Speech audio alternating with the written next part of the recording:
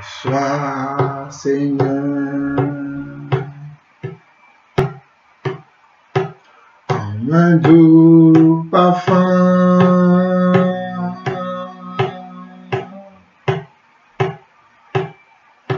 l'amour et le chant de mon cœur reconnaissant.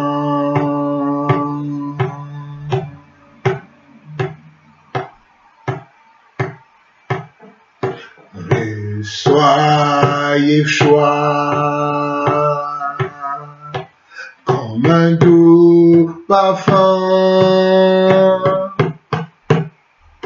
l'amour et le chant de mon cœur reconnaissant. L'amour et le chant de mon cœur reconnaissant.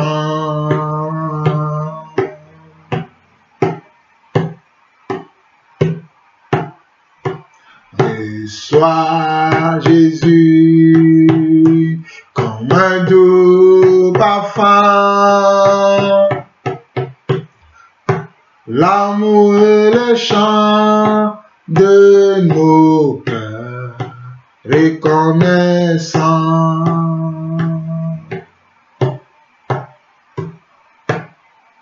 L'amour et le chant de nos vies reconnaissants.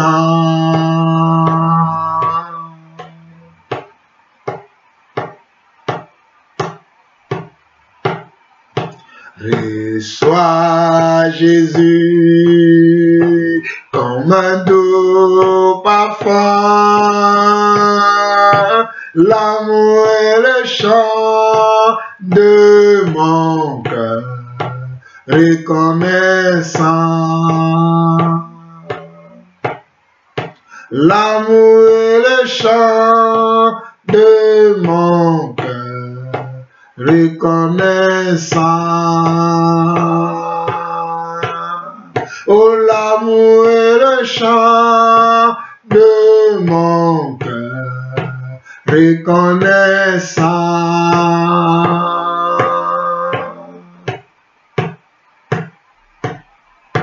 Tu es Yeshua et tu es mon roi,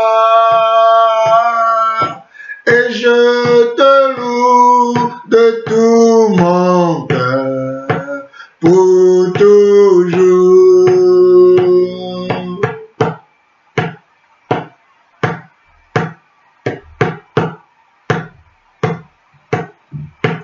Tu es Yeshua et tu es mon roi, et je te loue de tout mon cœur pour toujours. Et je t'adore de toute ma vie pour toujours. Et je t'adore de tout mon cœur pour toujours. Oh, tu es, je suis le seul vrai Dieu, et je t'adore de tout mon cœur pour toujours. Et je t'adore de tout mon cœur pour toujours. Et je t'adore de tout mon cœur pour toujours. Oh, reçois mon Dieu comme un doux parfum, l'amour et le chant de mon cœur reconnaissant. L'amour et le chant de mon cœur reconnaissant. reconnaissant. L'amour est le chant de mon cœur, reconnaissant.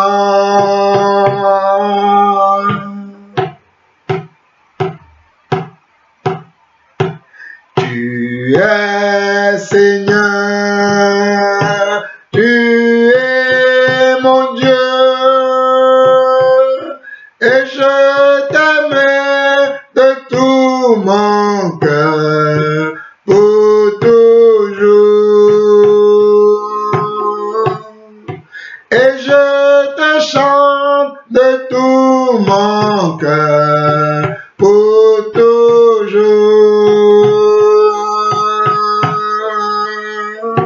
Tu es Yoshua, tu es mon roi, et je veux t'aimer de tout mon cœur pour toujours. Et je veux t'aimer de tout mon cœur pour toujours. Oh, tu es Elohim, le seul vrai Dieu, et je veux t'aimer de tout mon cœur pour toujours. Et je veux t'aimer de tout mon cœur pour toujours. Et je veux t'aimer de tout mon cœur pour toujours.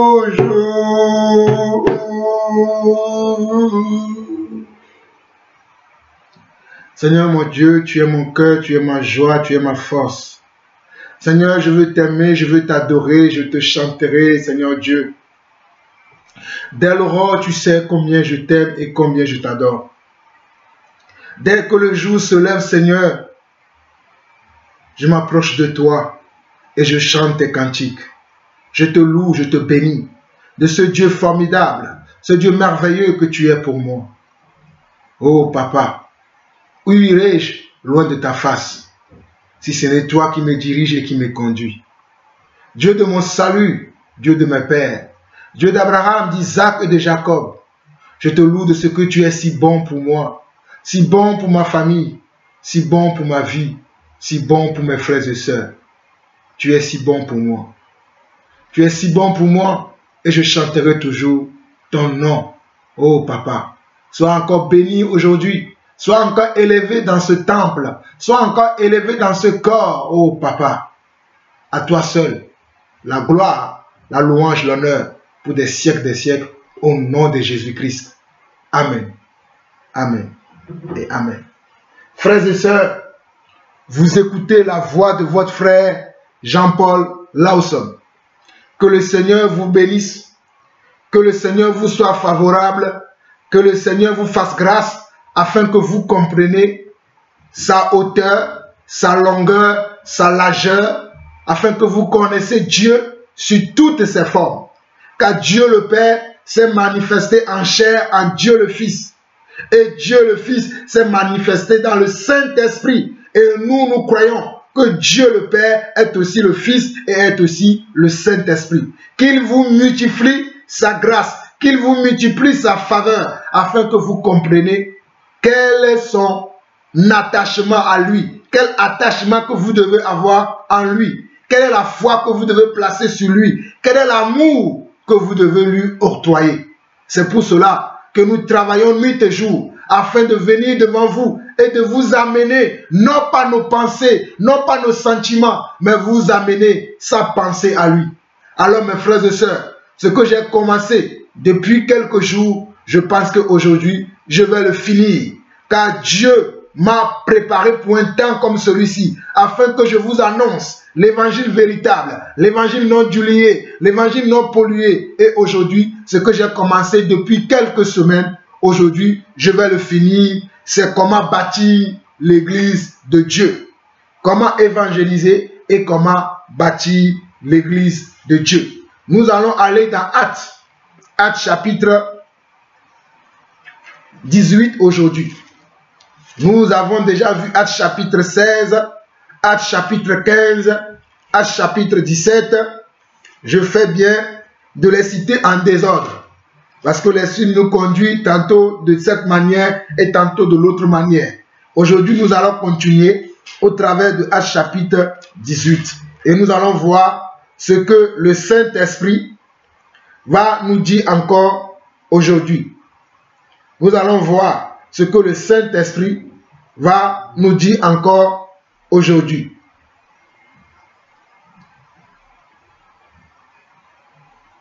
Nous avons déjà vu Actes chapitre 18 au fait. Nous avons déjà vu Actes chapitre 18.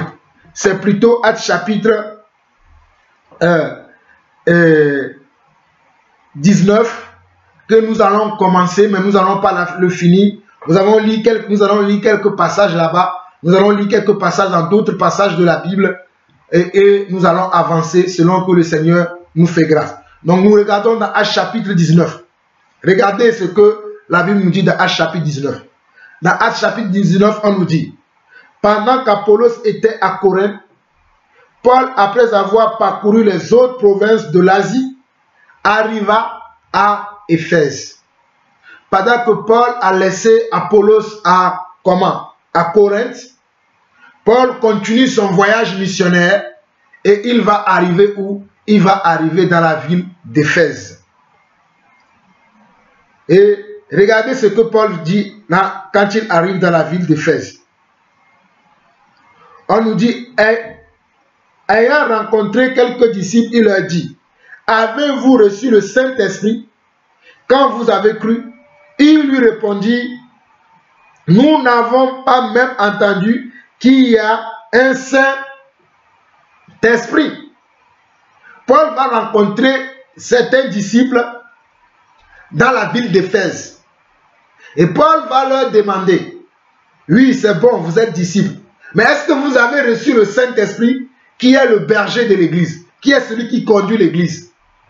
Ces personnes vont lui répondre que nous n'avons même pas entendu parler du Saint-Esprit.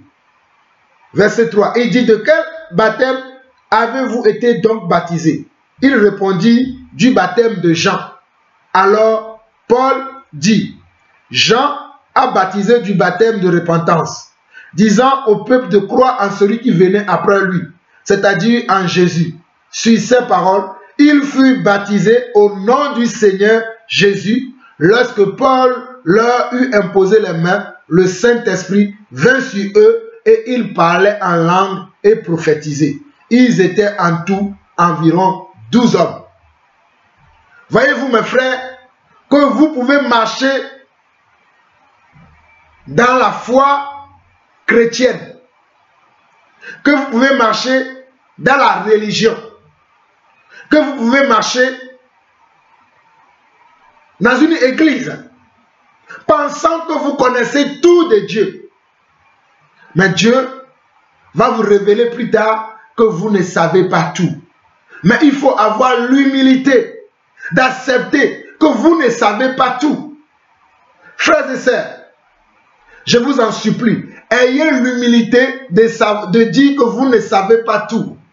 Moi-même, Jean-Paul Lawson, je ne sais pas tout. C'est pour ça que Dieu a mis à mes côtés mon frère Barouani, que je salue. Que la grâce de Dieu te soit multipliée, mon frère. Mon frère, le prophète David, que je salue. Que la grâce te soit multipliée, mon frère. Mon frère Afolabi, que je salue. Que la grâce de Dieu te soit multipliée, pour ne citer que ces frères-là. Parce que j'ai beaucoup d'autres frères et beaucoup de sœurs aussi. Mais Dieu a mis à mes côtés des frères pour me révéler ce que moi je ne sais pas. Pour m'apprendre ce que moi je ne sais pas. Comme moi aussi, je les apprends ce que eux aussi ils ne savent pas. Il est vrai que ces personnes étaient comment? Étaient des disciples. Ils suivaient le maître Yeshua HaMashiach. Un disciple, c'est celui qui suit un maître. Vous savez, dans La culture chinoise ou japonaise, les gens qui font du karaté, ils ont un maître. Comme Bruce Lee, c'est un maître. Comme les gens qui font le ninja, tout ça là, ils ont des maîtres. Et ils veulent devenir comme leur maître. Et c'est ces maîtres-là qui les forment. La même chose se passe aussi dans l'église. Jésus a formé des disciples. Et il a envoyé ses disciples, selon Matthieu chapitre 28, à partir du verset 20, il les a envoyés dans le monde afin qu'ils, eux aussi, à leur tour, ils puissent faire des disciples. Et de fil en aiguille, l'évangile qui va de contrée en contrée, de ville en ville, est arrivé jusqu'à toi et moi, mon frère et ma soeur. L'évangile est arrivé jusqu'à nous, afin que nous comprenions quelle est la pensée de Dieu, quelle est la volonté de Dieu et qu'est-ce que nous devons faire. C'est pour ça que l'évangile est arrivé jusqu'à toi et à moi. Voici des gens qui étaient des disciples, mais qui ne savaient pas tout, qui ne connaissaient pas tout. Alors toi, mon frère, qui pense que tu sais tout, toi, pasteur, qui pense que tu sais tout, je t'en supplie, fais attention à ce que tu fais. Fais très attention à ce que tu fais et permets que d'autres personnes puissent venir t'aider à avancer dans la volonté de Dieu. Tu ne peux pas dire que tu veux vivre ta foi tout seul. Dans le corps du Christ, dans le royaume de Dieu, Dieu a appelé les uns comme la tête, les autres comme les yeux, les autres comme le nez, les autres comme la bouche, les autres comme les oreilles, les autres comme le bras, les autres comme le ventre, les autres comme le cou. Et ensemble, nous formons tous son corps, selon 1 Corinthiens chapitre 12. Frères et sœurs, je vous ai déjà annoncé que je ne peux pas aller lire tout le temps tous les passages bibliques, sinon mes vidéos vont durer trop longtemps. Notez simplement les passages, relisez-les et vous allez voir que ce que je dis, ce sont les paroles qui sont déjà en moi. La Bible dit que Dieu a appelé les uns comme apôtres, les autres comme prophètes, les autres comme pasteurs, les autres comme évangélistes et les autres comme docteurs. Pourquoi? Pour le perfectionnement des saints. C'est pour ça que Dieu a appelé les gens. Nous allons voir ce passage-là au moins. Éphésiens 4. Éphésiens chapitre 4. Éphésiens, nous allons revenir dans le livre des Actes. Mais allons voir ce que la Bible nous dit dans Éphésiens chapitre 4. Éphésiens chapitre 4 à partir du verset 11 dit ceci. Et il a donné les uns comme apôtres, les autres comme prophètes, les autres comme évangélistes, les autres comme pasteurs et docteurs pour le perfectionnement des saints en vue de l'œuvre du ministère et de l'édification du corps de Christ. Pourquoi Dieu a appelé les uns comme apôtres, les autres comme prophètes, les autres comme évangélistes, les autres comme pasteurs et docteurs? La Bible nous dit pourquoi Dieu l'a fait. Ce n'est pas à vous de déterminer pourquoi. Dieu dit pourquoi il l'a fait. Dieu dit pourquoi? Dieu dit pour le perfectionnement des saints en vue de l'œuvre du ministère et de l'édification du corps de Christ. Mais ce n'est pas fini. Regardez la suite. Jusqu'à ce que nous soyons tous parvenus à l'unité de la foi et de la connaissance du Fils de Dieu, à l'état d'homme fait, à la mesure de la stature parfaite de Christ. Ainsi, nous ne serons plus des enfants flottant et emportés à tout vent de doctrine par la tromperie des hommes. Regardez bien, par la tromperie des hommes, par leur ruse dans les moyens de séduction, mais en professant la vérité dans l'amour, nous croîtrons à tous égards en celui qui est le chef Christ. En celui qui est le chef Christ. C'est de lui et grâce à tous les liens de son assistance que tout le corps qui est son Église, bien coordonné et formant un solide assemblage, tire son accroissement selon la force qui convient à chacune de ses parties et s'édifie lui-même dans l'amour. J'espère que vous comprenez ce passage. Ce passage nous fait comprendre que Dieu a fait exprès. Dieu a préparé d'avance les uns comme apôtres, les autres comme prophètes, les autres comme évangélistes, les autres comme pasteurs et docteurs. C'est Dieu qui l'a fait. Il les a préparés d'avance. C'est Dieu qui les a appelés, il les a oints, il a mis une mission particulière sur leur vie et il les a comment? Il les a maintenant donnés à l'église. Dieu a donné ça. Dieu a donné ces 5 différents types de personnes qui doivent conduire l'église aujourd'hui. Dieu les a donnés à l'église. Mais pourquoi Dieu les a donnés à l'église? Pourquoi Dieu a donné ces hommes à l'église? C'est là la question que nous devons poser. Pourquoi Dieu a appelé les uns comme apôtres, les autres comme prophètes, les autres comme pasteurs, les autres comme évangélistes, les autres comme docteurs? Pourquoi Dieu l'a fait? Au verset 12 de Éphésiens 4, on nous dit « Pour le perfectionnement des saints, en vue de l'œuvre du ministère et de l'édification du corps de Christ. » En vue de quoi? Déjà, c'est pour le perfectionnement, hein? Pour que vous, les saints, qui nous écoutez, les saints de la France, les saints de la Côte d'Ivoire, les saints de Cotonou, les saints de Lomé, les saints du Canada, les saints de l'Angleterre, les saints de Londres, les saints de Jakarta, les saints de Swaziland, peu importe là où vous vous trouvez, c'est pour votre perfectionnement que Dieu nous a appelés. Les uns comme apôtres, les autres comme prophètes, les autres comme évangélistes, pasteurs et docteurs. Mais ce n'est pas fini. Mais il dit en vue de l'œuvre. Il y a une œuvre que nous devons accomplir. Nous devons accomplir le ministère de l'édification du corps de Christ. Il y a un ministère que nous devons accomplir dans l'église. C'est que le corps soit édifié. Le corps du Christ doit être édifié. Ce n'est pas le corps du Christ qui va être conduit à tout vent de doctrine. Mais le corps du Christ va être édifié par le ministère des apôtres, des prophètes, des évangélistes, des pasteurs et des docteurs.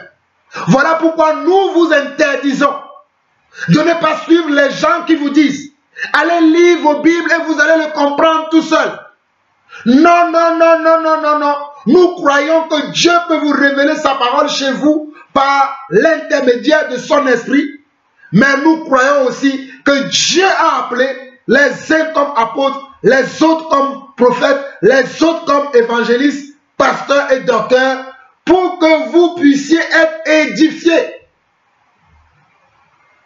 Comment Dieu t'envoie une aide, quelqu'un qui peut t'aider à ce que tu grandisses, à ce que tu sois un homme mature dans le Seigneur. Toi, tu dis non, je ne veux pas. Je ne veux pas de cet homme-là. Je vais moi-même m'instruire tout seul. Mais si le Seigneur savait que nous pouvons nous instruire, nous tous, chacun tout seul, pourquoi il a fait les dons aux hommes alors? C'est la question que je nous pose. Je me pose cette question, je te la pose aussi à toi qui ne veux pas être soumis à des hommes que Dieu a appelés pour ton bien. Si Dieu sait que tu peux lire la parole tout seul et la comprendre, si Dieu sait que tu peux comprendre certaines révélations de la parole, pourquoi Dieu a pris la peine encore de mettre une onction différente de l'onction que tu as sur la vie d'un autre frère? Pourquoi Dieu a fait cela? Répondez-moi. Dieu n'est pas un fou. Dieu est sage. Dieu sait que seul tu ne pourras pas y arriver. Mais c'est pour ça que Dieu a permis qu'il y ait des hommes qui soient appelés, qui soient séparés, mis à part. Vous savez, quand la Bible dit que Dieu a appelé les uns comme apôtres, ce sont les gens que Dieu a mis à part. afin qu'il puisse faire la différence. Au fait, le mot appelé veut signifier mise à part pour Dieu, pour un travail. Le mot appelé. Es-tu appelé? Le mot appelé veut dire mise à part pour Dieu. Mise à part pour Dieu pour un travail spécifique, pour un travail quelconque, que quelqu'un d'autre ne peut pas faire. Il n'y a que cette personne qui est ouée pour cela. Moi, je ne peux pas faire le travail que Dieu donne à mon frère Barwani, parce que je ne suis pas dans la grâce de mon frère Barwani. Mon frère Barwani ne peut pas faire le travail que Dieu m'a donné parce qu'il n'est pas dans la grâce de Jean-Paul. Mais néanmoins, il est quand même un évangéliste. Vous voyez la grâce de Dieu sur sa vie. Mais nous ne sommes pas appelés à faire les mêmes choses. Même si nous travaillons pour le même Seigneur, nous avons des missions différentes. Nous avons comment? Des missions différentes, nous avons des appels différents et nous avons une autorité différente. Parce que l'appel marche avec une autorité, avec une onction aussi. Et l'onction que Dieu nous a donnée, regardez bien, c'est la même chose. Au verset 13, il dit quoi? C'est cette onction qui va permettre ceci. Jusqu'à ce que nous soyons tous parvenus à l'unité de la foi et de la connaissance du Fils de Dieu, à l'état d'homme fait. C'est-à-dire l'onction de Dieu dans ma vie, l'onction de Dieu dans la vie de mon frère Afolabi ou de mon frère Barwani ou de mon frère David. Cette onction va vous amener à avoir comment? La connaissance de Jésus-Christ, afin que nous soyons tous dans l'unité de la foi. Aujourd'hui, il y a des gens qui croient que Jésus-Christ n'est pas Dieu. Mais nous croyons que Jésus-Christ est Dieu. Lui-même, il est Dieu le Père. Il est aussi Dieu le Fils et il est aussi le Saint-Esprit. Nous croyons ça. Voyez-vous pourquoi vous ne pouvez pas suivre tout le monde? Parce que tout le monde n'est pas mandaté, n'a pas reçu la même révélation. La preuve, moi-même j'ai enseigné sur ce sujet, selon que le Seigneur m'a éclairé. Mais mon frère Barwani aussi a enseigné sur ce sujet, selon que le Seigneur l'a éclairé. Et nous nous rejoignons ensemble. C'est pour cela que vous devez comprendre que les hommes que Dieu a appelés, c'est eux la lampe de l'église, comme le frère Barwani vous a enseigné. Au fait, les ministères sont la lampe du chrétien. C'est ce que je veux vous amener aujourd'hui. Les ministères de ceux qui vous conduisent dans le Seigneur, ce sont la lampe du chrétien. Ce sont la lampe du disciple. Ce sont la lampe de comment? De ceux qui veulent marcher selon Dieu. Tout seul, tu n'as pas la lampe. Mais en croyant au ministère d'un prophète, tu vas recevoir comment? La lumière. Je bénis le Seigneur pour mon frère, le prophète David, qui m'ouvre mes yeux. Alléluia. Parce qu'il y a des choses que moi je ne vois pas comme lui le voit. Mais nous nous complétons tous dans le royaume du Seigneur. Je bénis le Seigneur pour mon frère Afolabi. Il y a des choses qu'il dit que je ne peux pas dire. Parce que c'est à lui que Dieu a révélé ces choses. Voyez-vous, les apôtres étaient au nombre de comment? Au nombre de 12. Mais la manière dont Jean parlait, ce n'est pas de la même manière que Pierre parlait. Ce n'est pas de la même manière que Philippe ou Barthélemy parlaient. Mais toujours est-il que eux tous, ils prêchaient Jésus-Christ. Chacun selon la mesure de la grâce de Dieu en lui. Chacun selon la mesure de foi qu'il a reçue. La mesure de la révélation du Seigneur qu'il a reçue.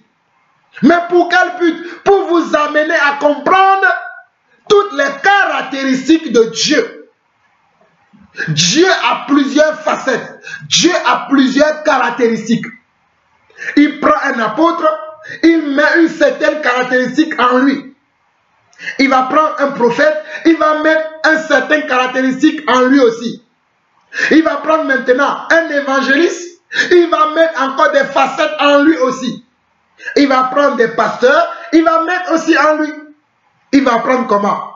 Le docteur, l'enseignant aussi, il va mettre en lui. Et lorsque toutes ces personnes seront ensemble pour vous conduire, ou bien lorsque vous aurez la grâce de rencontrer quelqu'un de ces personnes-là, vous allez recevoir un éclairage sur des choses que vous ne connaissez pas. Lorsque vous allez rencontrer un apôtre, vous allez recevoir des éclairages sur la parole de Dieu que vous ne connaissez pas. Lorsque vous allez rencontrer comment? Un prophète, vous allez recevoir un éclairage sur la parole de Dieu que vous ne connaissez pas. Les vrais prophètes, hein, pas ceux-là qui sont là vous prophétiser la pluie et le beau temps. Non.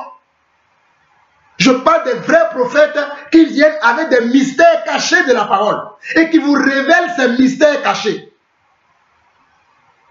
L'évangéliste fera pareil, le pasteur fera pareil et le docteur aussi fera pareil afin que vous soyez affermis. Lisons au verset 13. Jusqu'à ce que nous soyons tous parvenus à l'unité de la foi et de la connaissance du Fils de Dieu, à l'état d'homme fait, à la mesure de la stature parfaite de Christ. Ainsi, nous ne serons plus des enfants flottants et emportés à tout vent de doctrine par la tromperie des hommes. Regardez, par la tromperie des hommes. Il y a des hommes qui trompent aujourd'hui. Il y a des hommes qui viennent avec d'autres messages, avec d'autres évangiles. C'est pour cela que Dieu le savait et avant, il a appelé les uns comme apôtres, les autres comme prophètes, les autres comme évangélistes, pasteurs et docteurs, afin que vous ne soyez pas entraînés par la tromperie des hommes. Ne vous laissez pas tromper par les hommes. Ne vous laissez pas tromper par qui que ce soit, où que ce soit. Soyez très attentifs à ce que je dis. Ne vous laissez pas tromper par qui que ce soit, où que ce soit, mais cherchez à connaître les véritables apôtres, prophètes, évangélistes, pasteurs et docteurs. Pourquoi je vous dis ça? Lisons la suite.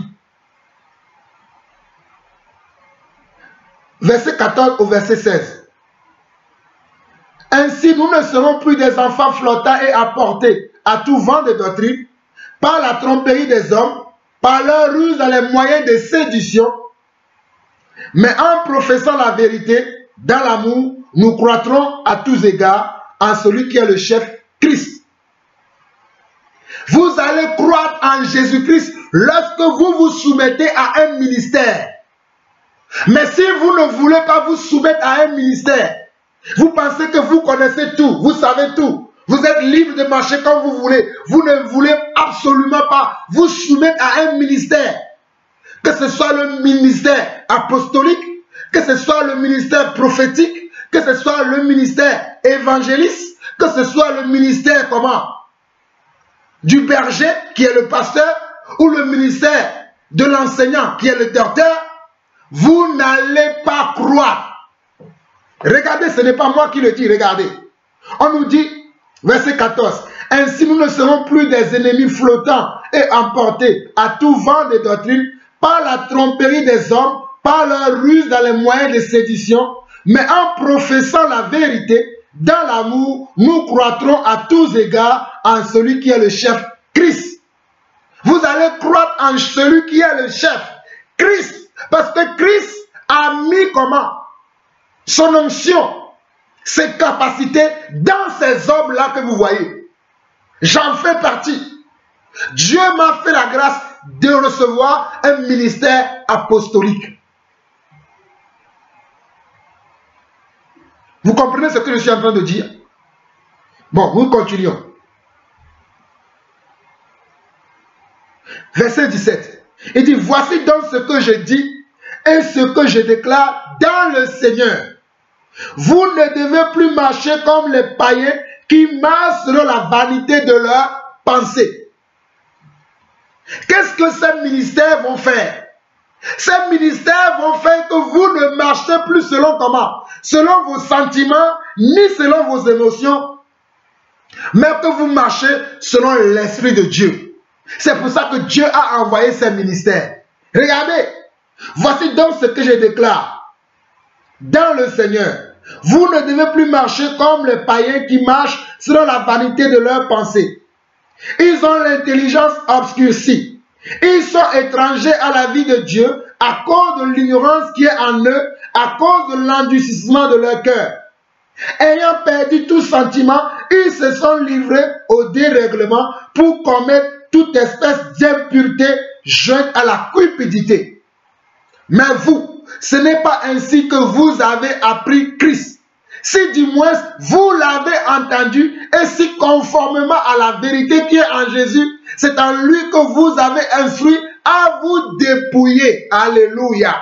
On nous dit au verset 21 de Éphésiens chapitre 4 que si du moins vous avez entendu Christ, c'est-à-dire vous avez embrassé Jésus, vous avez accepté Christ, vous avez accepté sa parole, conformément à la vérité, pas conformément au mensonge. Parce qu'il y a des gens qui ont embrassé certains mensonges qui pensent que c'est la vérité. Non. Il y a une seule vérité. Il y a une seule foi. Il n'y a pas plusieurs vérités. Il y a une seule qui est la vérité. C'est Yeshua HaMashiach. C'est Jésus-Christ qui est la vérité. C'est les paroles de Jésus qui sont la vérité. Les paroles de Jésus ont été transmises aux apôtres. Et les apôtres nous l'ont retransmis.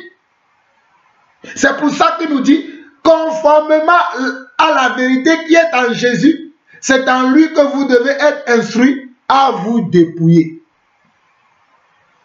En fait, les ministères sont là pour nous dépouiller de la nature charnelle. Vous me comprenez maintenant? Tous les ministères que vous voyez, que ce soit le ministère apostolique, prophétique, évangéliste, pasteur, docteur, tout ça, ces ministères sont là pour vous dépouiller de votre nature de péché. C'est pour ça que vous vous énervez contre nous lorsque nous prêchons la vérité. Ça vous touche à l'intérieur de vous. Vous recevez un coup et vous vous énervez. C'est normal. Moi, je ne suis pas choqué comme insulte, comme injure. Parce que cela est normal. Parce que j'ai reçu un ministère qui fait mal à la chair. Le ministère que Dieu m'a donné là. Non, quand tu écoutes Jean-Paul Lawson, tu écoutes comment il parle, la manière dont le Seigneur l'utilise, tu vas te sentir mal parce que je vais te prêcher ton cœur. Je vais te parler de ton âme. Et je ne voudrais pas que ton âme périsse. Je vais tout le temps continuer à te répéter les mêmes choses jusqu'à ce que tu deviennes comment? Un enfant de Christ, à la mesure et à la stature parfaite de Christ. Je continue la lecture. Au verset 21 de Éphésiens 4.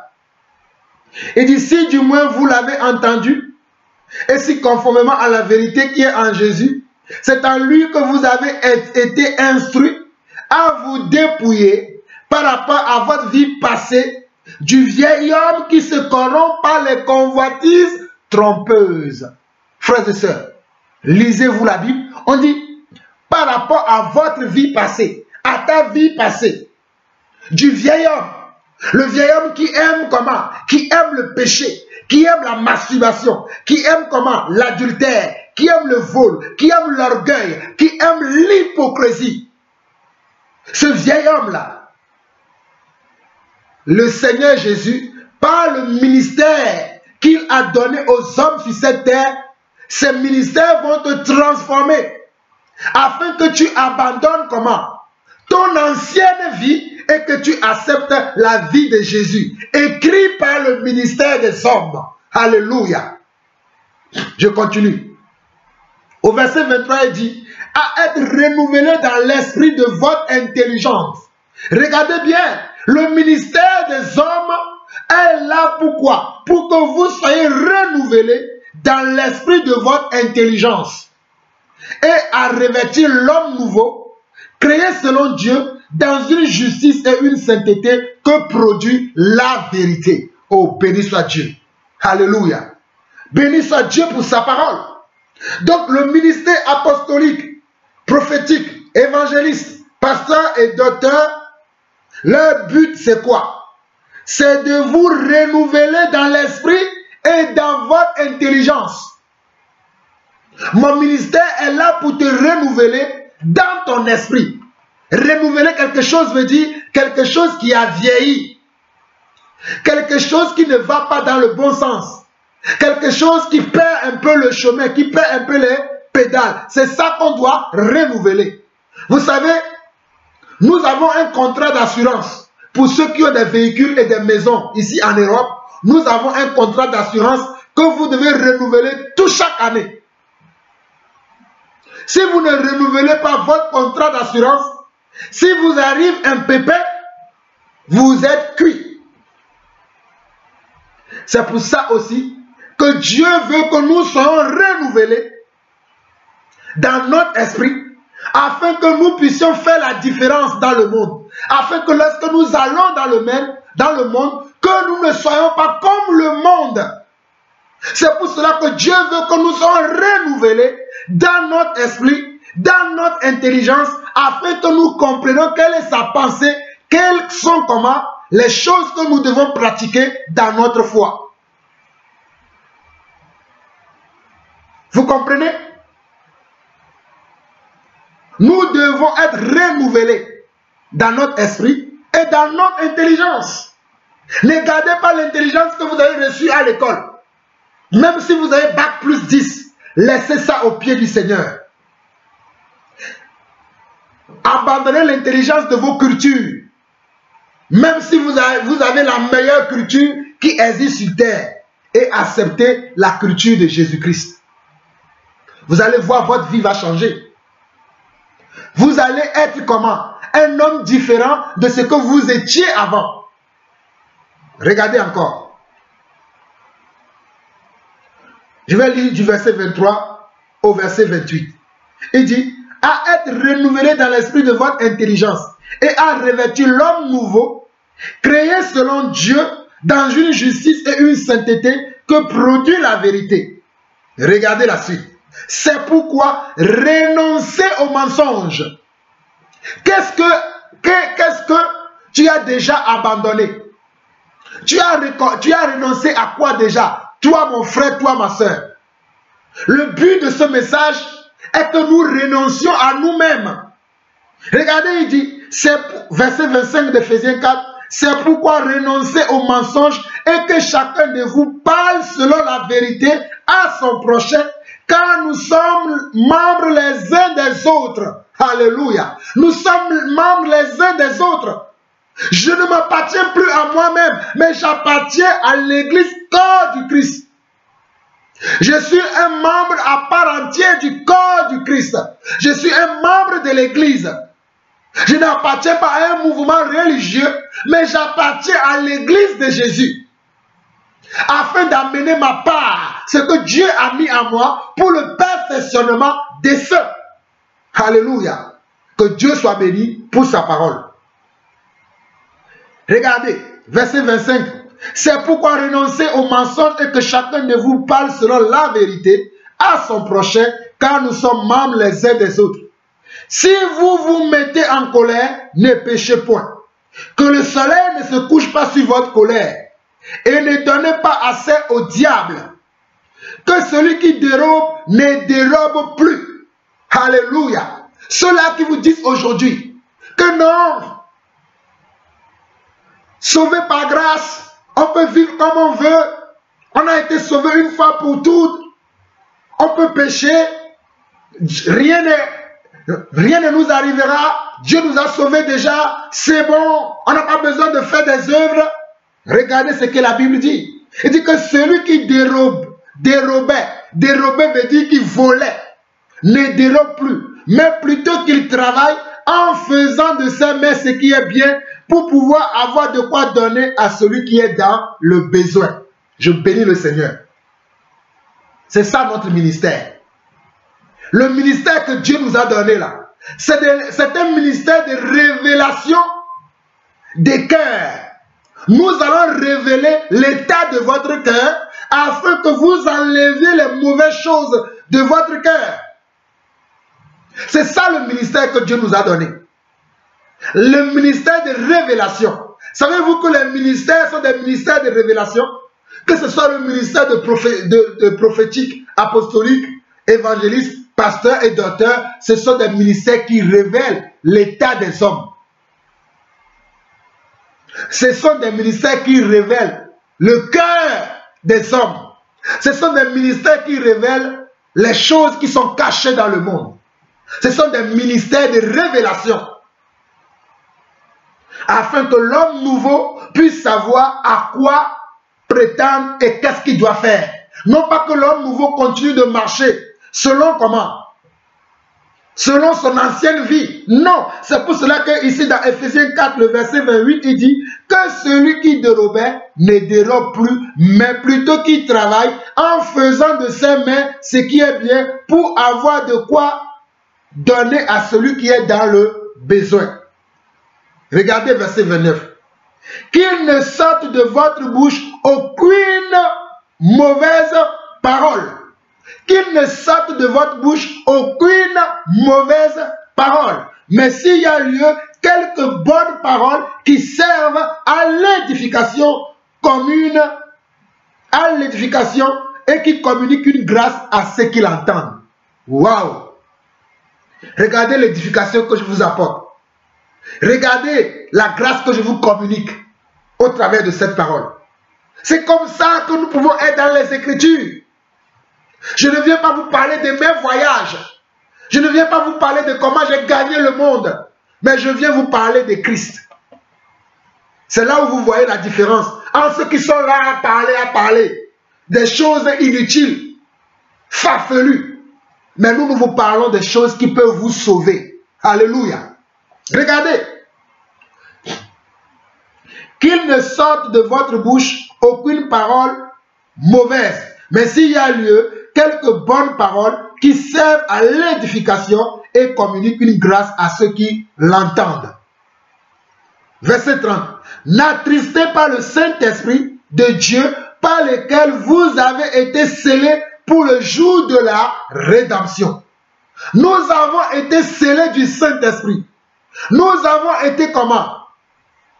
Scellés du Saint-Esprit veut dire que le Saint-Esprit a mis un sceau dans nos vies. C'est ça, le sceau du Saint-Esprit. Le sceau veut dire que le Saint-Esprit a mis une marque sur toi. Tu n'es plus un enfant du monde, tu n'es plus un enfant de Satan, mais tu es devenu enfant de Dieu. Donc tu as reçu le sceau de l'Esprit en toi. Et le Saint-Esprit va te conduire, va te confirmer la parole de ses serviteurs que tu dois suivre ces messages-là. Alléluia. Gloire à Dieu pour le Saint-Esprit. Regardez, n'attristez pas le Saint-Esprit de Dieu par lequel vous avez été scellés pour le jour de la rédemption. Le Saint-Esprit est en toi pour que tu ne commets plus comment? Le péché que tu ne veux pas. Vous allez voir que c'est comme ça, lorsque vous péchez, vous devenez triste. Pourquoi vous devenez triste? Parce que le Saint-Esprit à l'intérieur de vous est triste parce qu'il t'a vu commettre un péché. Que à ton âge dans le Seigneur, avec ta foi, tu ne dois plus pratiquer ces choses. Mais tu es tombé dans ça. Il faut que le Saint-Esprit te reprend. Alors il va être triste à l'intérieur de toi. Tu vas commencer à être tellement triste. Tu vas dire, qu'est-ce qui m'a envoyé à faire ça? C'est ça ce que nous appelons la manifestation de l'Esprit. L'Esprit te convaincra que tu as péché. Tu n'as pas besoin qu'on te dise, arrête avec comment? Avec le monde. Parce que le Saint-Esprit t'aura déjà averti. Le Saint-Esprit t'aura déjà enseigné. Le Saint-Esprit t'aura déjà recadré. Tu n'auras pas besoin qu'on vienne tout le temps te dire, ma soeur, arrête avec les pantalons serrés. Arrête avec le maquillage partout. Tu n'auras pas besoin qu'on te dise ça. Mais lorsque tu vas mettre un pantalon serré avec ton corps, bam, le Saint-Esprit à l'intérieur de toi. Ma fille, regarde comment tu es habillée. Et tu vas dire, ah, tu vas te regarder, tu vas dire, ah oui, il faut que je me change. Mais si tu ne l'écoutes pas, à un moment donné, le Saint-Esprit va te laisser. Il y a beaucoup que le Saint-Esprit a abandonné parce qu'ils n'écoutent pas le Saint-Esprit lorsque le Saint-Esprit les parle. Oui, on peut perdre le Saint-Esprit. Oui. On peut perdre le Saint-Esprit parce qu'on n'est pas à son écoute. On ne l'obéit pas. Ne savez-vous pas que le Saint-Esprit est Dieu? Lorsque vous n'obéissez pas à Dieu, à un moment donné, Dieu va vous livrer à vous-même. Oui, je vous dis la vérité. Si vous n'avez pas l'amour de la vérité, je mets un doigt ici. Merci Saint-Esprit. Nous allons lire ça. 2 Thessaloniciens, chapitre 2. 2 Thessaloniciens, chapitre 2. 2 Thessaloniciens, chapitre 2 dit ceci.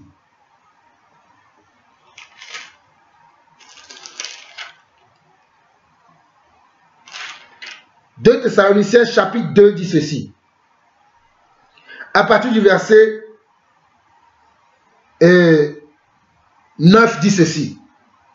L'apparition de cet impie se fera par la puissance de Satan, avec toutes sortes de miracles, de signes et de prodiges mensongers, et avec toutes les séditions de l'iniquité, pour ceux qui périssent parce qu'ils n'ont pas reçu l'amour de la vérité pour être sauvés. Regardez le verset 10.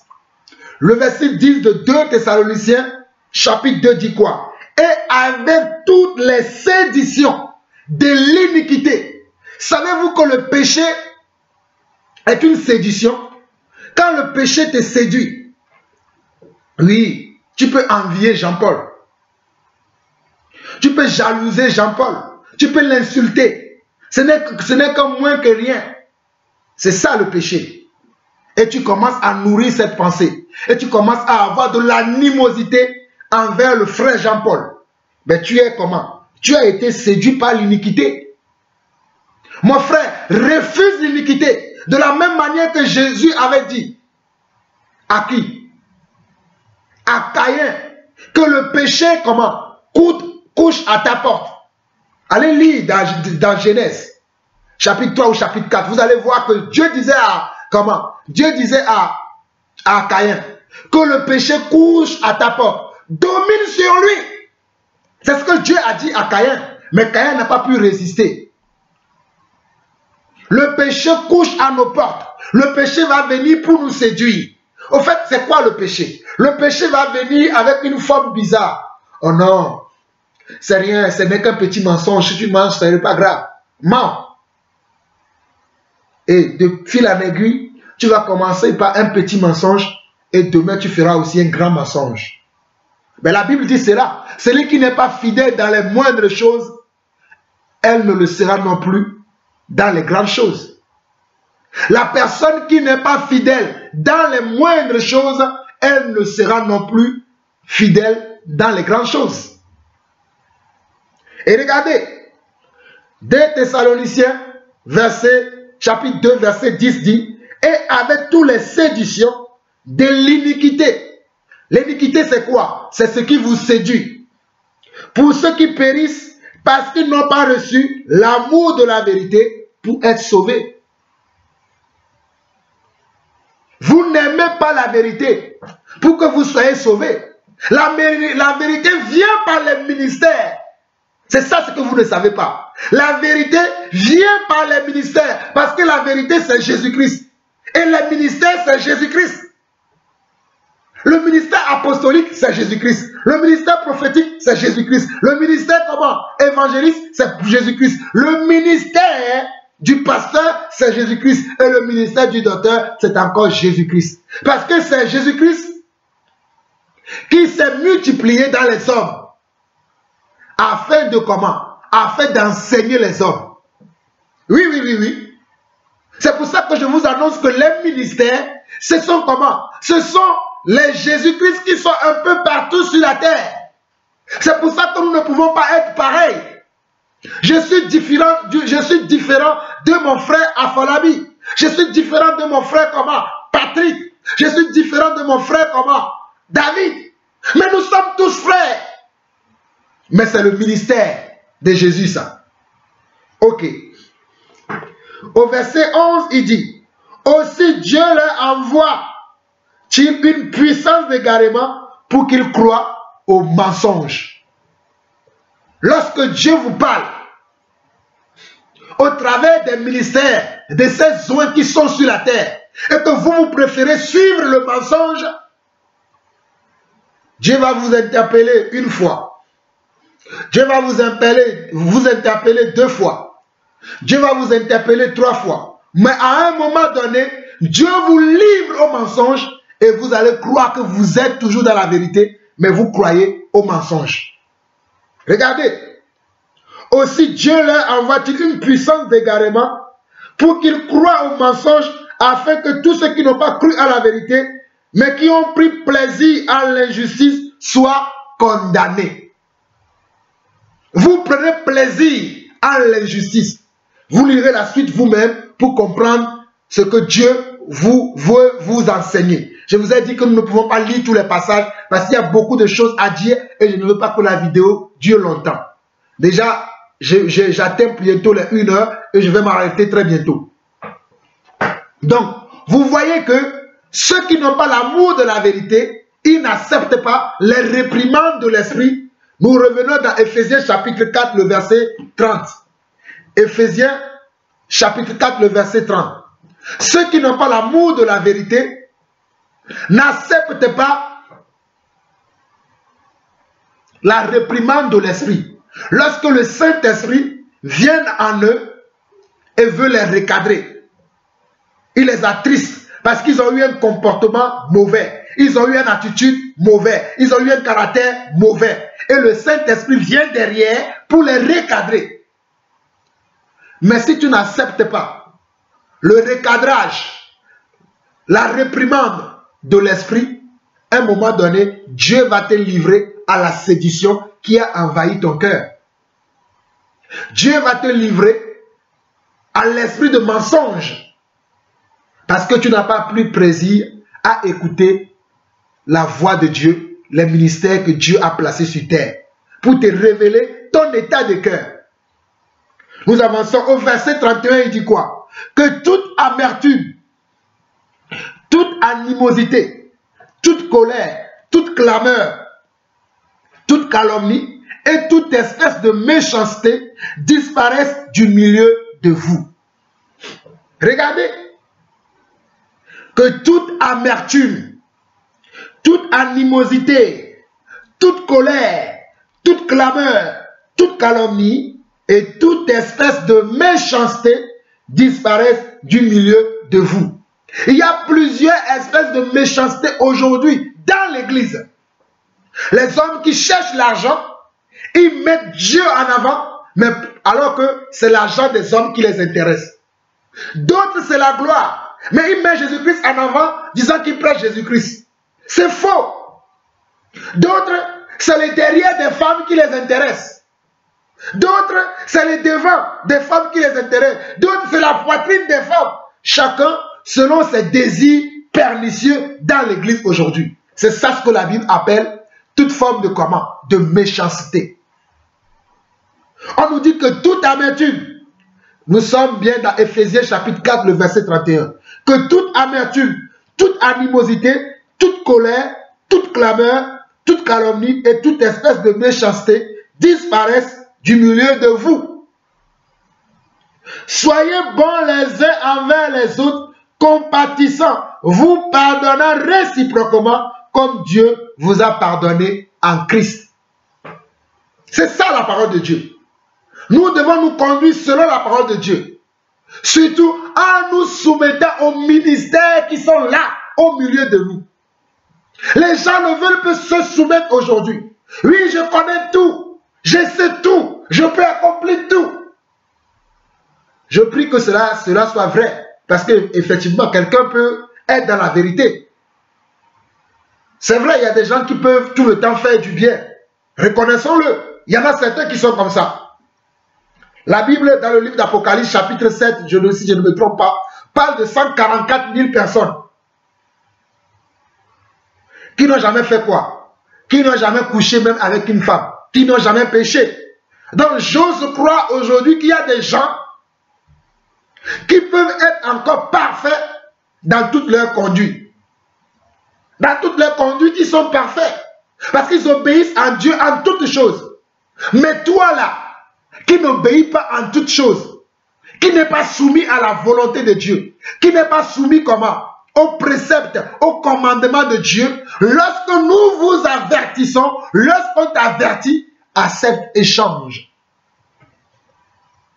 Car c'est pour ton bien que Dieu va placer des paroles dans la bouche de son serviteur pour ton bien, pour te faire du bien, pour que ton âme n'aille pas périr en enfer. Mais toi, tu ne veux pas écouter. Tu veux toujours comment? Injurier. Tu veux toujours comment? Injurier les hommes. Dire des méchancetés sur nous. Gloire à Dieu pour les méchancetés, mais vous écouterez toujours la vérité. Ephésiens 4, versets 30 à 32. N'attristez pas le Saint-Esprit de Dieu, par lequel vous avez été scellés pour le jour de la rédemption, que toute amertume, toute animosité, toute colère, toute clameur, toute calomnie et toute espèce de méchanceté disparaissent du milieu de vous. Soyez bons les uns envers les autres, compatissants, vous pardonnant réciproquement, comme Dieu vous a pardonné en Christ. C'est ça la vérité. C'est ça la vérité. La vérité de Dieu, c'est ça ce que nous devons faire. Parce que les ministères que Dieu a mis à la disposition de l'Église, c'est pour que nous soyons perfectionnés, pour que nous ne soyons pas comment? Enflés d'orgueil. Enflés d'orgueil. Nous ne voulons écouter aucune réprimande. Nous ne voulons être soumis à personne. Nous savons tout, nous croyons tout. On nous reprend, non. Alors que la réprimande que le frère ou la sœur te fait, c'est la vérité. Mais tu ne veux pas te soumettre. Tu ne veux pas te soumettre à un ancien que Dieu a appelé, un ancien qui est un apôtre, un prophète, un évangéliste, un pasteur, un docteur. Pour ton perfectionnement, tu ne veux pas être soumis. Regardez, 1 Corinthiens chapitre 15. Je parle de comment nous devons bâtir l'Église. Paul dit ceci dans 1 Corinthiens chapitre 15. Il dit, je vous rappelle, frères, l'évangile que je vous ai annoncé, que vous avez reçu, dans lequel vous avez persévéré et par lequel vous êtes sauvés. C'est très important ce passage. Regardez ce que Paul dit. Paul dit, je vous rappelle, comme je suis en train de vous le rappeler aujourd'hui. Parce que ce message, je l'ai prêché, beaucoup d'autres frères l'ont prêché, de d'autres manières, selon la grâce que Dieu leur a fait, ils l'ont déjà prêché. Mais je suis en train de vous rappeler encore, en vous disant que Paul dit, je vous rappelle, frères, l'évangile que je vous ai annoncé, que vous avez reçu, dans lequel vous avez persévéré, et par lequel vous êtes sauvés. Waouh! Suivez l'enseignement. L'évangile qu'on vous a annoncé, l'évangile que vous avez reçu, on vous l'a annoncé, vous l'avez reçu, l'évangile dans lequel vous persévérez, ou vous avez persévéré, et l'évangile qui vous a sauvé. Mais regardez ce que Paul dit. C'est là où c'est important. Il dit, si vous le retenez dans les termes où je vous l'ai annoncé, autrement, vous aurez cru en vain. Waouh! C'est là où je veux en venir. Si vous retenez l'évangile dans les termes que les apôtres l'ont annoncé, dans les termes que les ministères l'ont présenté, les vrais ministères, pas les faux ministères, pas les ministères qui vous caressent, pas les ministères d'hypocrites, mais je parle des vrais ministères, des ministères authentiques, qui ne vous parlent que de la repentance. Les ministères qui sont basés sur la repentance, leur fondement, c'est que vous vous repentez tous les jours. Si vous retenez ces paroles, alors l'apôtre dit ceci, autrement, vous aurez cru en vain.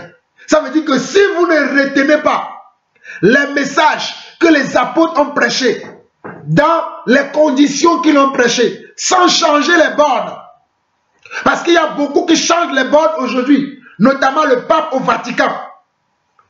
notamment les faux pasteurs qui font tomber les gens dans les églises, qui ont des épiceries qu'ils appellent des églises. Je ne parle pas de ça. Je parle de l'évangile véritable.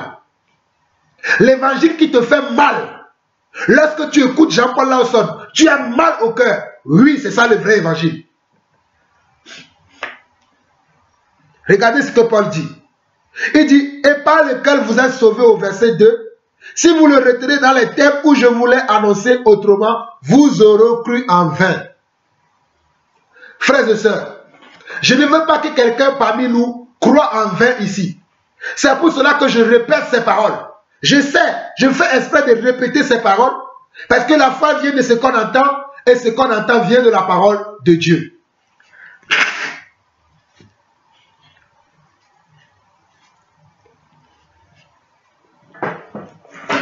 Excusez-moi. La foi vient de ce qu'on entend, et ce qu'on entend vient de la parole de Dieu.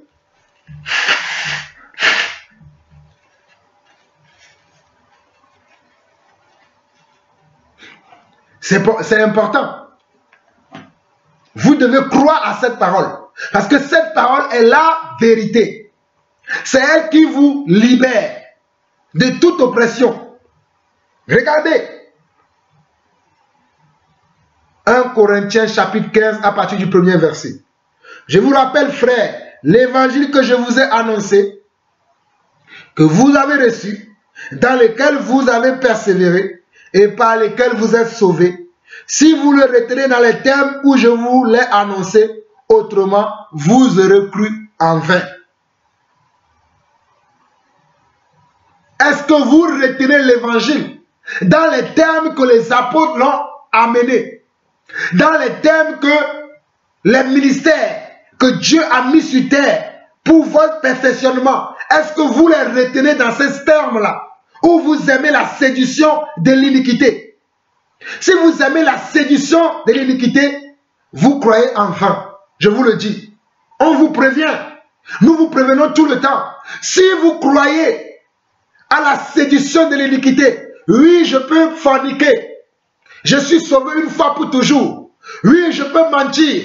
Je peux agir avec la colère, avec la violence. Non, non, non, non, non, non, non. Ce n'est pas ce que les apôtres ont prêché. J'ai pris la peine de vous lire Éphésiens chapitre 4, descendant jusqu'à la fin, afin que vous compreniez quel est l'évangile que les apôtres ont annoncé. C'est ce que Paul dit ici. C'est Paul qui a écrit Éphésiens. Regardez ce que Paul dit. Il dit Paul, et Paul dit au verset 2, l'évangile par lequel vous avez été sauvés, si vous le retenez dans les termes où je vous l'ai annoncé, autrement, vous aurez cru en vain.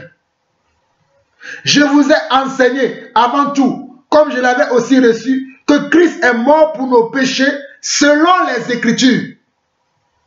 Christ est mort pour nos péchés selon quoi? Pas selon nos sentiments, nos émotions, mais il est mort selon les Écritures, selon la vérité. Alléluia. Il a été enseveli, il est ressuscité le 3e jour selon les Écritures. Selon ce qui a été prédit, selon ce qui a été annoncé d'avance, selon ce que je vous dis encore aujourd'hui, que Christ est mort, il est ressuscité. Alléluia. Waouh. Pas selon les émotions, les sentiments des gens, les gens qui changent l'évangile, qui tournent l'évangile à l'envers. Ils vous prêchent un autre évangile. Ils ne vous prêchent pas Jésus-Christ. Mais nous vous prêchons Jésus-Christ, car Jésus-Christ est la vérité. C'est pour ça que Paul dit, il a été enseveli et il est ressuscité le 3e jour. Selon les Écritures, veut dire selon la parole de Dieu. Alléluia. Et il continue.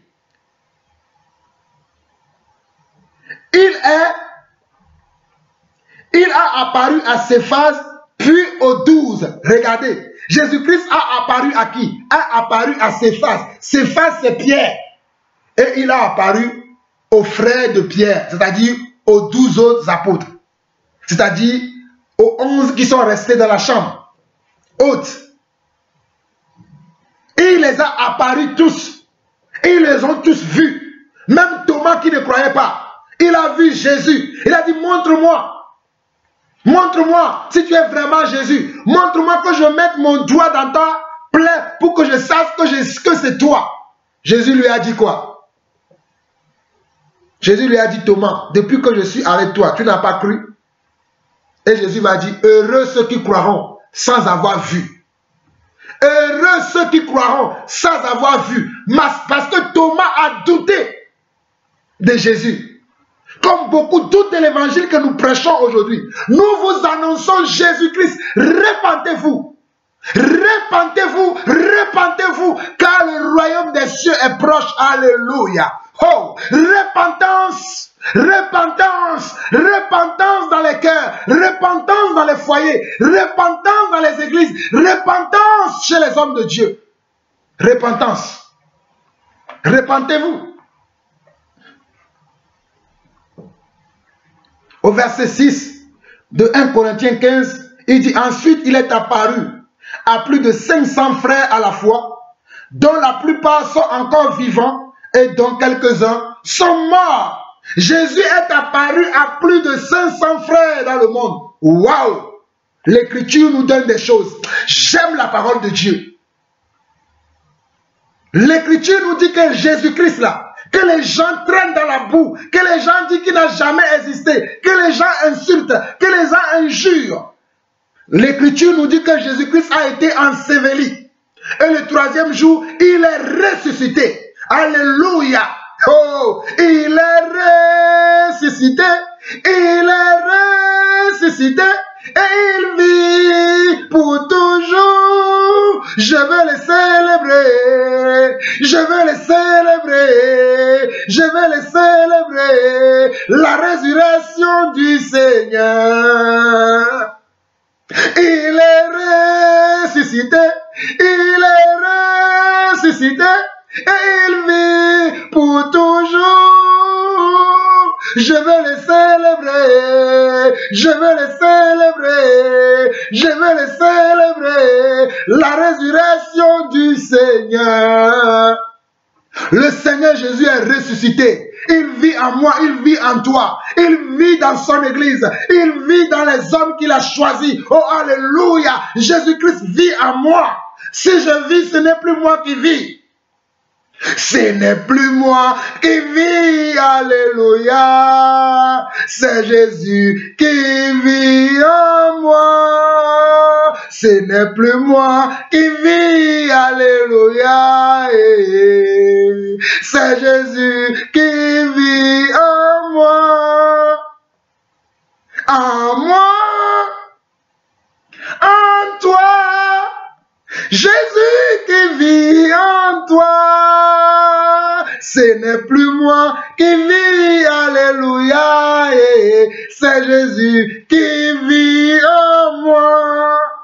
Ce n'est plus nous qui vivons, mais c'est Christ qui vit à l'intérieur de nous, afin que nous vous annonçons Jésus-Christ, afin que nous vous parlons de sa part. Oh, alléluia, gloire soit rendue à Jésus-Christ pour sa résurrection. Alléluia. La mort n'a pas de pouvoir sur Jésus-Christ. Jésus-Christ a vaincu la mort. Alléluia.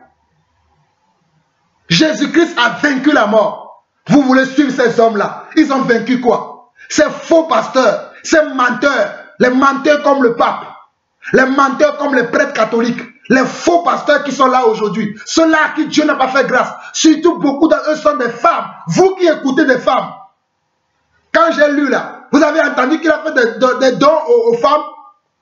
Il a fait des dons aux hommes. C'est les hommes qui ont reçu le ministère de prêcher l'évangile. Toi, femme qui crie sur Internet, qui crie sur Facebook, qui crie sur tous les réseaux sociaux, tu ferais mieux de garder tes enfants chez toi. Nous vous parlons, nous vous annonçons ces choses, mais vous ne voulez pas accepter. Continuez. Toi qui es femme, au lieu de veiller sur ton foyer à la maison, tu veux prêcher, tu veux être derrière le pupitre, tu penses que c'est un objet de gloire. Continuez, allez-y. Au verset 7 de 1 Corinthiens 15, il dit, ensuite il est apparu à Jacques, puis à tous les apôtres. Après eux tous, il m'est aussi apparu à moi comme à l'avorton, car car je suis le moindre des apôtres. Je ne suis pas digne d'être appelé apôtre parce que j'ai persécuté l'église de Dieu. Par la grâce de Dieu, je suis ce que je suis et sa grâce envers moi n'a pas été vaine. Loin de là, j'ai travaillé plus que eux tous. Non pas moi toutefois, mais la grâce de Dieu qui est avec moi. Alléluia. Alléluia. La grâce de Dieu a travaillé dans la vie de Paul. Comme la grâce de Dieu travaille dans ma vie. Ce n'est pas Jean-Paul Lawson. Vous qui ne me connaissez pas, j'étais un homme perdu avant, un homme perdu. Mais la grâce de Dieu m'a ouvert les yeux et la grâce de Dieu m'a rendu beau et parfait. La grâce de Dieu me fait avancer. C'est pour ça que j'aime chanter, j'aime louer le Seigneur, j'aime parler du Seigneur parce que j'ai été touché par la grâce de Dieu. Alléluia. Voici un homme qui a été transformé par la grâce de Dieu. Vous sentez vraiment que hey, cet homme a rencontré Jésus-Christ. Vous vous blaguez. Nous ne blaguons pas nous. Nous parlons de ce que nous avons vu. Au verset 11. Ainsi donc, que ce soit moi, que ce soit eux, voilà ce que nous prêchons. Et c'est ce que vous avez cru. Nous prêchons quoi? Nous prêchons la vérité. Que Jésus-Christ reviendra bientôt. Que Jésus-Christ reviendra chercher l'église. Regardez ce que Paul dit au verset 12. Or, si l'on prêche que Christ est ressuscité des morts, pourquoi quelques-uns parmi vous vous disent qu'il n'y a point de résurrection des morts? Parce qu'à l'époque de Paul déjà, il y avait des gens qui contredisaient l'évangile comme les gens le font aujourd'hui lorsque nous vous annonçons Jésus-Christ crucifié et ressuscité. Regardez, il y avait des gens déjà qui disaient que non, Jésus-Christ n'est pas ressuscité. Je vous laisserai vous-même, vous lirez la suite pour comprendre comment Paul a réprimandé ces gens. Il y a tellement de choses à dire. Il y a tellement de choses à dire que si nous continuons à parler des choses viles qui sont là aujourd'hui, les gens sont là à parler des choses viles alors qu'il y a des messages à donner à l'église. Nous venons maintenant dans 2 Corinthiens chapitre 2. 2 Corinthiens chapitre 2. Nous lisons à partir du verset 12. 2 Corinthiens chapitre 1 plutôt. 2 Corinthiens chapitre 1 à partir du verset 12. Paul dit ceci. Car ce qui fait notre gloire, c'est ce témoignage de notre conscience que nous nous sommes conduits dans le monde et surtout à votre égard avec sainteté et pureté devant Dieu, non point avec une sagesse charnelle, mais avec la grâce de Dieu. Waouh! Je bénis le Seigneur. Nous sommes dans 2 Corinthiens chapitre 1, le verset 12. Regardez ce que Paul écrit. C'est mon message pour vous qui ne voulez pas accepter la vérité que nous prêchons. Mais Dieu sera témoin entre vous et nous. Regardez. Car ce qui fait notre gloire, c'est ce témoignage de notre conscience que nous nous sommes conduits dans le monde. Et surtout à votre égard, avec sainteté et pureté devant Dieu, non point avec une sagesse charnelle, mais avec la grâce de Dieu. Je ne viens pas devant vous avec une sagesse charnelle. Je n'ai même pas de sagesse. C'est pour ça que je chante que ma puissance c'est Dieu. Mon intelligence c'est Dieu. Ma force c'est Dieu. Ma foi c'est Dieu. Tout à moi c'est Dieu. Alléluia. C'est ça ce que nous vous prêchons. Si nous continuons, nous ne vous écrivons pas une autre chose que ce que vous lisez. Et vous-même vous le reconnaissez. Et j'espère que vous le reconnaîtrez jusqu'à la fin. C'est ce que moi aussi j'espère. J'espère que vous reconnaîtrez jusqu'à la fin que le ministère que Dieu nous a donné, c'est le ministère de la repentance. Nous sommes les derniers ouvriers qui vont crier Alléluia, qui vont aller contre tous les vents d'aujourd'hui. Nous roulons à 1000 à l'heure. Nous ne faisons pas attention à ce qui se passe, à gauche ni à droite, mais nous regardons à Christ et à Christ seul. Alléluia. Comme vous avez déjà reconnu en partie que nous sommes votre gloire, de même que vous serez aussi la nôtre au jour du Seigneur Jésus-Christ. Frères et sœurs, vous qui nous suivez, vous serez comment? Notre gloire au jour du Seigneur Jésus-Christ. C'est ça l'évangile que nous prêchons. Alléluia. Nous prêchons l'évangile qui va nous donner gloire le jour où le Seigneur Jésus-Christ apparaîtra. Alléluia. C'est ça notre gloire. C'est ça ma gloire, Jean-Paul Lawson. C'est ça ma gloire. Je ne revendique rien de ce monde, mais c'est de présenter devant le Seigneur des disciples pour dire voici Seigneur les disciples que j'ai faits. Malgré les vents et marées, voici j'ai fait de telle personne un disciple, de telle personne un disciple, de telle personne un disciple. Voici ce que nous voulons présenter à Christ. Et vous serez notre gloire. Alléluia. Nous avançons. Au verset 15, il dit, dans cette persuasion, je voulais aller d'abord vers vous afin que vous ayez une seconde faveur. Je voulais passer chez vous pour me rendre en Macédoine, puis revenir de la Macédoine chez vous et vous m'auriez fait accompagner en Judée. Est-ce en voulant cela, j'ai donc usé de légèreté ou bien mes résolutions sont-elles des résolutions selon la chair, de sorte qu'il y a en moi le oui et le non? Aussi vrai que Dieu est fidèle, la parole que nous vous avons adressée n'a pas été oui et non. Car le Fils de Dieu, Jésus-Christ, qui a été prêché par nous au milieu de vous, par moi, par Sylvain et par Timothée, n'a pas été oui et non, mais en lui, il n'y a que le oui. Amen, amen et amen. J'aime citer mon frère, Barouani Enzo, alléluia, que Dieu te bénisse. J'aime citer mon frère, le prophète David, que Dieu te bénisse. J'aime citer mon frère Aforabi, parce que nous prêchons le même évangile. L'évangile que nous prêchons, ce n'est pas le oui et le non, mais nous prêchons Jésus-Christ seul et que Jésus-Christ seul.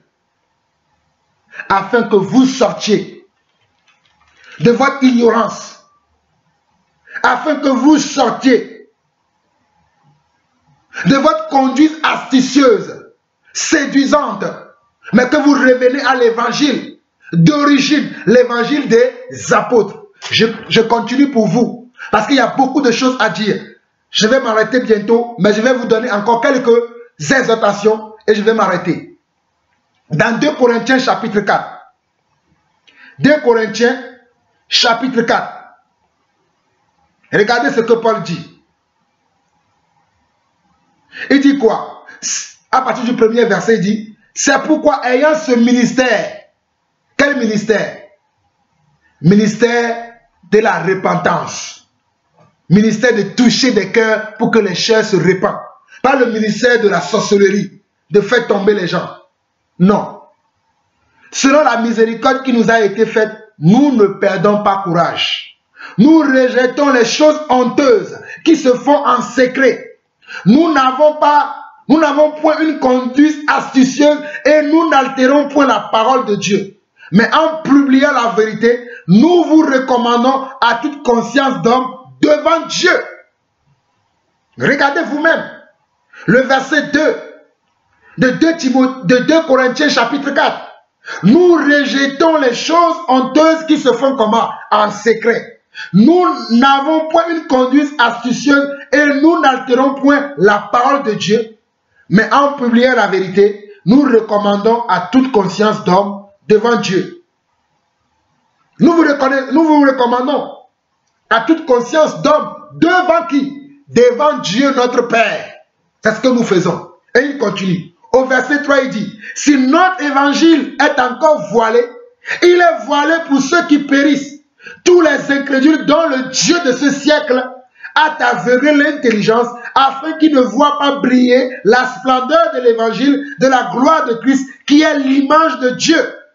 Alléluia. Si notre évangile que nous prêchons est encore un évangile dur, est encore un évangile très choquant pour les hommes, c'est parce que le Dieu de ce siècle les a aveuglés.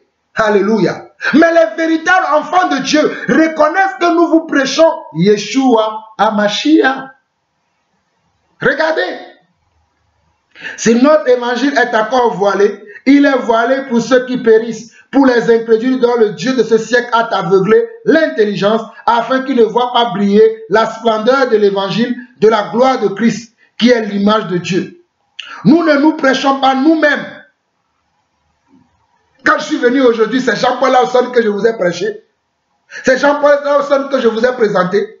Non, je vous prêche Jésus-Christ. C'est ce que Paul dit ici. Nous ne nous prêchons pas nous-mêmes. C'est Jésus-Christ le Seigneur que nous prêchons. Et nous disons vos serviteurs à cause de Jésus. Car Dieu qui a dit la lumière brillera du sein des ténèbres a fait briller la lumière dans nos cœurs pour faire resplendir la connaissance de la gloire de Dieu sur la face de Christ. C'est ça le ministère. Et c'est ça aussi le mystère caché. C'est ça le ministère et c'est ça aussi le mystère caché. Je répète encore pour vous. Nous ne nous prêchons pas nous-mêmes. C'est Jésus-Christ le Seigneur que nous prêchons. Et nous disons vos serviteurs à cause de Jésus. Nous vous disons vos serviteurs. À cause de qui? À cause de Jésus. Car Dieu qui a dit, c'est Dieu qui a dit, ce n'est pas nous. La lumière brillera du sein des ténèbres, a fait briller la lumière dans nos cœurs. Dieu a fait briller sa lumière dans nos cœurs pour faire resplendir la connaissance de la gloire de Dieu. La connaissance de la gloire de Dieu sur la face de Christ. Je vais m'arrêter là aujourd'hui. La connaissance de Dieu. La connaissance de Dieu, c'est ce que nous vous annonçons. Nous voulons que vous connaissiez Jésus-Christ. Nous voulons que vous connaissiez Yeshua HaMashiach. Nous voulons que vous connaissiez je suis le seul vrai Dieu, le seul Adonai, le seul Elohim. Le seul Yeshua HaMashiach, c'est Jésus que nous vous prêchons. Paul dira, nous n'avons pas le temps, dans une autre lettre, il dira que vous êtes comment? Une lettre écrite de notre ministère. Comme beaucoup d'entre vous, quand je vous vois, je suis heureux. Je dis, voici, voilà, une lettre écrite de Jean-Paul. Waouh! Il y a des frères, lorsque je les vois, je suis content. Je te salue, mon frère Séraphin, depuis l'Allemagne. Lorsque je veux voir la vie que tu mènes, mon frère Séraphin, je dis, waouh! Voici une lettre écrite de mon ministère. Je te salue, ma soeur Erta, depuis l'Angleterre. Que la grâce du Seigneur te soit multipliée. Quand je te vois, ma soeur, je suis content. Je dis, voici une lettre écrite par le ministère que Dieu m'a donné. Le ministère de l'apostolat. Pour ne citer que quelques exemples là. Il y a beaucoup que nous voyons venir. Il y a beaucoup de gens que nous voyons venir. Les gens qui ressemblent à notre ministère. Les gens qui ressemblent à notre ministère. Oh, alléluia. Mes frères, il y a beaucoup de révélations. Vous devez ressembler au ministère qui vous a comment? Qui vous a engendré dans le Seigneur. Si un faux ministère vous a engendré, vous serez faux dans le Seigneur. Oui, mes frères et sœurs. Si c'est un faux prédicateur qui vous a engendré, vous serez faux dans votre foi. Mais si c'est un homme véritable et véridique qui vous a engendré dans le Seigneur, alléluia, votre vie va bouleverser votre famille. Votre foi va bouleverser votre famille. Vous serez une occasion de chute pour vos familles. Parce que lorsqu'ils vont vous voir, ils vont voir le jugement de Dieu sur leur vie. Alléluia. Moi, je suis une occasion de chute pour les gens de ma famille. Car ma famille m'a abandonné. Oh, car les miens m'ont laissé de côté. Mais Jésus m'a oint. Il m'a appelé. Il m'a oint afin que je sois une occasion de chute. Les pierres qu'ont rejeté les bâtisseurs, elle est devenue quoi? Elle est devenue la pierre principale de l'angle. Frères et sœurs, c'est la grâce que Dieu nous a faite. Soumettez-vous au ministre de Dieu dans l'église. N'écoutez pas les faux pasteurs qui sont là, de gauche à droite, qui vous annoncent des évangiles qui ne viennent pas de Dieu, qui vous annonce des choses que les apôtres n'ont pas enseignées, qui vous annonce les choses que nos prédécesseurs n'ont pas enseignées, qui vous parle de la grâce, la grâce, la grâce à longueur de journée, sans vous parler des œuvres de la foi. Éphésiens chapitre 2, verset 10 dit quoi? Dieu a préparé d'avance les œuvres justes afin que vous et moi, nous puissions les pratiquer. Ceux qui vous disent que non, les bonnes œuvres, ce n'est pas la peine. Ceux qui vous disent que non, vous pouvez forniquer, ce n'est pas grave. Ceux qui vous disent que non, venez simplement à l'église. Ils viennent, ils vous imposent les mains, vous tombez. Ils viennent avec des serpents, ils viennent avec des mouchoirs magnétisés, ils viennent avec des bagues magnétisées. Lorsqu'ils parlent simplement, vous tombez et vous croyez que c'est ça la volonté de Dieu. Continuez à les suivre. Continuez à les suivre. Mais nous vous présentons Jésus-Christ. Et nous vous en supplions. Repentez-vous. Repentez-vous. Repentez-vous. Repentez-vous. Repends-toi, mon frère. Repends-toi, ma soeur. Repends-toi, toi, prophète. Repends-toi, toi, apôtre. Repends-toi, toi, évangéliste. Repends-toi, toi, pasteur. Repends-toi, toi, docteur. Il est temps que tu te répands de ta bassesse. Repends-toi de tes mauvaises œuvres. Repends-toi avant qu'il ne soit trop tard. Repentez-vous car le royaume des cieux est proche. Repentez-vous car Jésus-Christ revient bientôt. Repentons-nous. Repentons-nous. Repentons-nous. Repentons-nous. Alléluia. Amen. Seigneur mon Dieu, j'arrive à la fin de cet enseignement, de cette exhortation que tu as mis dans mon cœur. C'est-à-dire la construction de ton église. Seigneur, je ne sais pas tout. Je ne sais que un petit peu. Je ne connais que peu de choses. Mais tu as mis à mes côtés des hommes vaillants, des véritables guerriers qui peuvent m'aider à ce que nous puissions continuer ce travail. Seigneur, je prie que tu fortifies chacun d'entre nous, Papa, afin que nous restons ferme et inébranlable dans l'évangile vrai que tu nous as donné, l'évangile pur que tu nous as donné. Mon frère que tu m'as donné, ou mes frères que tu m'as donné, protège-les et garde-les, Papa. Seigneur, je prie maintenant pour ceux-là qui nous suivent au travers de nos chaînes YouTube, au travers des réseaux sociaux. Je prie pour eux maintenant. Au nom de Jésus-Christ, que tout esprit de séduction dans leur vie soit chassé maintenant au son de ma voix. Que le cœur se reconvertisse, que le cœur se répande et qu'il revienne à toi, toi le Seigneur, le Dieu véritable.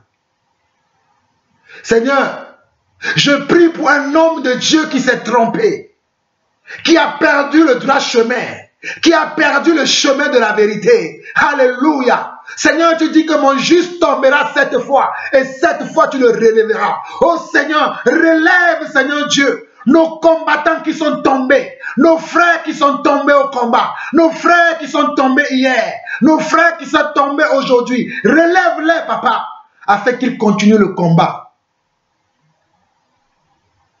Seigneur, je vois des hommes que tu restaures. Je vois des familles que tu restaures. Merci Seigneur pour la restauration de ces familles qui vont sortir de l'endoctrinement, qui vont sortir de l'envoûtement, qui vont sortir de la sorcellerie pour annoncer que le Seigneur Jésus-Christ est proche. Merci Seigneur pour la restauration de ces vies. Merci Seigneur pour la restauration de ces âmes qui ont crié à toi nuit et jour. Mais aujourd'hui Seigneur, tu les délivres afin qu'ils annoncent ta prochaine venue. Merci Seigneur pour ces hommes. Merci Seigneur aussi pour ces femmes que tu rebaptises de nouveau, afin qu'elles soient un témoignage dans leur famille, afin qu'elles soient un témoignage dans leur lieu de travail, afin qu'elles soient un témoignage dans leur foyer. Seigneur, merci pour ces femmes, pour ces sœurs que tu rebaptises de nouveau. Oh, merci pour ce nouveau manteau que tu leur donnes, Papa. Merci pour cette nouvelle enveloppe que tu leur donnes, que tu leur octroies, afin que le monde voit que tu nous as aimés, Papa. Merci, Seigneur, pour ton amour. Merci, Seigneur, pour ta gloire dans ton église. Merci pour les prochains jours qui vont arriver, où tu vas démontrer au monde entier que tu nous as aimés avant la fondation du monde. Merci, Seigneur, pour tous ces hommes. Merci, Seigneur, pour toutes ces femmes. Merci, Seigneur, pour tous ces frères. Merci, Seigneur, pour toutes ces sœurs. Au nom de Jésus-Christ, j'ai ainsi prié. Amen, amen et amen. Frères et sœurs, n'oubliez pas que nous sommes dans un combat.